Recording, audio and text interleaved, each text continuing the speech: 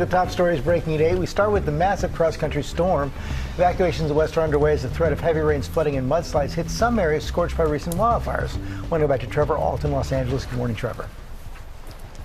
Good morning again, George. We are soaked this morning. Some really heavy bands of rain that have been working their way through the Los Angeles area, and you can see it here on this road. I mean, look at the preps. A lot of these homes that have put up boards, laid out sandbags, and all of this mud and water that's rushing down this road. We know during the last storm, the conditions here were so slippery that a car got swept up down here in a mudslide. There's been 20 million people that are under flash flood watches this morning, and the areas that are particularly susceptible are the areas that were just hit by all of those wildfires. We know more than 100 homes have been told that they need to evacuate. There's a stretch of the Pacific Coast Highway that's been shut down because of mudslides and debris flow and the potential threat there. And we also know that the Los Angeles Fire Department has pre-deployed search and rescue teams. We are certainly not out of the woods yet, even after overnight rainfall that's really been coming down heavily, an area that has been hit so hard. And this morning they are bracing for potentially more damage. Robin? As you said, not out of the woods yet. Thank you, Trevor. So that's why we're going to go back to Ginger, tracking